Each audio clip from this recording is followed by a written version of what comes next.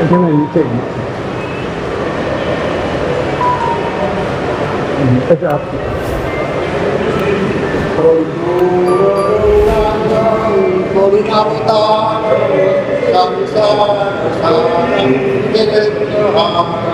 सदा वसन्तं हृदये भवान् भवानी सहितं नमामि तमेव माता च पिता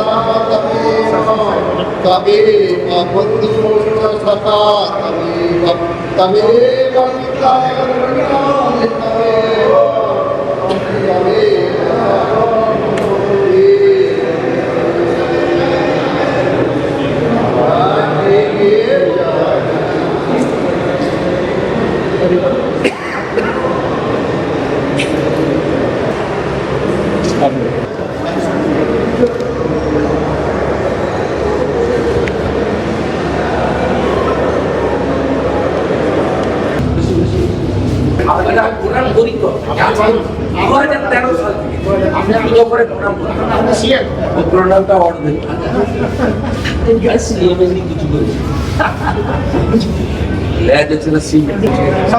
এবার নিয়ে যান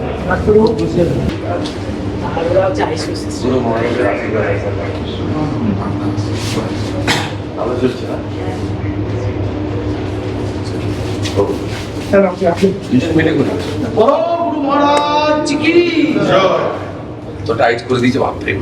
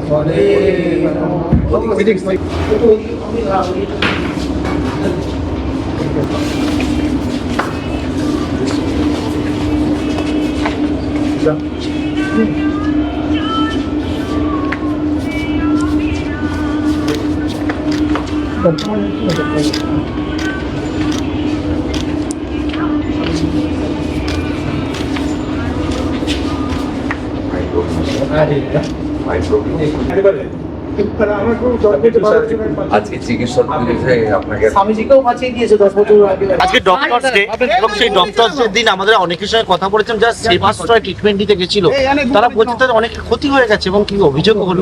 অভিযোগ এসছে, দেখবে পুলিশ প্রশাসন আছে।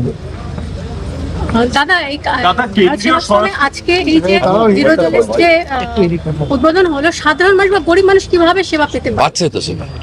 ভারসভা সভা এসেও তারা কিভাবে যোগাচার্য ঠাকুর পরমানন্দজির এটাই পথ ছিল, সেবা দান করা।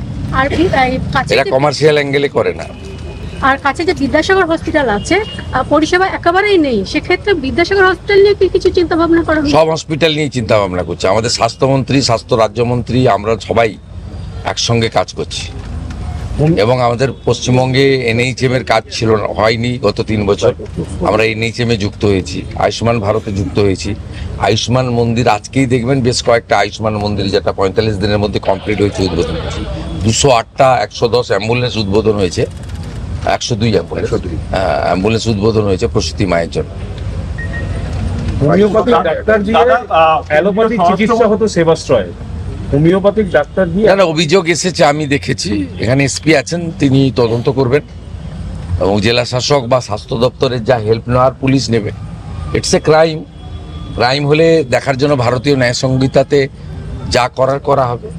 দাদা, কেন্দ্রীয় স্বরাষ্ট্রমন্ত্রীর সাথে জনবিন্যাস যে সমস্ত রাজ্যে বদলেছে, ও মডেল তো দেখেছেন ফলতাতে, আর নতুন মডেল না দেখানোই ভালো। একটি উচ্চ পর্যায়ের কমিটি গঠন করা হয়েছে যারা কেন্দ্রীয় স্বরাষ্ট্রমন্ত্রীর সাথে বৈঠক করেছে, যেখানে জনবিন্যাস বদলে গেছে। তারা ফিল্ড সার্ভেও করতে যাবে। আপনারাও তো বলেছিলেন ভোটের আগে যে এখানে বিভিন্ন জায়গায় জনবিন্যাসের একটা পরিবর্তন লক্ষ্য করা যাচ্ছে, আপনারাও কি? আপনার কাছ থেকে মুখে শুনে তো বলবো না। আমাদের একটা উচ্চ পর্যায়ের মিটিং দিল্লিতে 7 তারিখে হবে। সেখানে ভারত সরকারের স্বরাষ্ট্র দপ্তরের লোকেরা থাকবে, পশ্চিমবঙ্গ থেকে আমি সহ আমাদের স্বরাষ্ট্র দপ্তরের আধিকারিক, সিএস, ডিজিপি সবাই যাবেন। আমরা যৌথভাবে আলোচনা করে, যেটা সেন্ট্রাল গভর্নমেন্টের গাইডলাইন, কেন্দ্রীয় স্বরাষ্ট্র মন্ত্রী মহোদয়ের যে গাইডলাইন বা তার যে মার্গদর্শন, তাতে আমরা কাজ করব, একসঙ্গে কাজ করব। এবং প্রথম ধাপে আমরা অনেকগুলো কাজ করেছি এই 45-50 দিনে। 100 হচ্ছে বিএসএফকে জমি হস্তান্তর করা, দ্বিতীয় হচ্ছে 12টি জায়গায় হোল্ডিং স্টেশন তৈরি করা, এবং প্রায় 5-10 হাজারের কাছাকাছি মানুষকে আমরা ডিপোর্ট করতে পেরেছি যারা অবৈধ অনুপ্রবেশকারী। এখনও 1000-1500 মানুষ আমাদের বিভিন্ন হোল্ডিং স্টেশনে রয়েছে। বর্ডারের থানাগুলি বিএসএফের সঙ্গে যৌথভাবে সম্পর্ক রেখে তারা যারা অবৈধ অনুপ্রবেশকারী বা ভারতীয় নয় তাদেরকে হোল্ডিং স্টেশনে আনছে এবং তাদেরকে কথা বলে প্রোটোকল মেনে, পররাষ্ট্র নীতি যা তার যে গাইডলাইন আছে মেনে থ্রু বিএসএফ হ্যান্ডওভারও হচ্ছে। আমি যেটা সরকারে আসার পরে করতে পেরেছি, আগের সরকারের সঙ্গে সিপিএম বা তৃণমূলের সরকারের সঙ্গে যেটা তফাৎ, সেটা হচ্ছে আগের সরকার এই বাংলাদেশি অবৈধ অনুপ্রবেশকারী মানে যারা সিএ এর আওতায় পড়ছেন না তাদেরকে ধরে জেলে পাঠাতেন এবং তারা আমাদের ভাত খেতেন, আমাদের কাপড় পরতেন, আমাদের ওষুধ নিতেন। আমি এসে সেটাকে তুলে দিয়েছি, আমরা তুলছি, হোল্ডিং স্টেশনে রাখছি 1 দিন 2 দিন 3 দিন, তারপরে আমরা সরাসরি ডিপোর্ট করছি। এবং মূলত ভোটার লিস্টে ডিটেক্ট আর ডিলিট যারা হয়ে গেছে, এবারে তৃতীয় যে অংশটা বাকি আছে ডিপোর্ট, সেই কাজটা চলছে। এই কাজটা খুব দ্রুতর সঙ্গে চলছে, দুটো কাজ একসঙ্গে চলছে, ডিপোর্টের কাজও চলছে আর বর্ডারে বিএসএফকে ল্যান্ড হ্যান্ডওভারের কাজ চলছে। কারণ এটা শুধু পশ্চিমবঙ্গের সীমান্ত সুরক্ষার প্রশ্ন নয়, জাতীয় সুরক্ষার প্রশ্ন রয়েছে। আর এই জনবিন্যাস বদলে যাওয়ার যে বিষয়টা এর সঙ্গে যুক্ত, 1 আগস্ট থেকে সেন্সাস শুরু হচ্ছে এবং এই সেন্সাসের ফল পাবেন 27 সালের 28 ফেব্রুয়ারি মধ্যরাতে।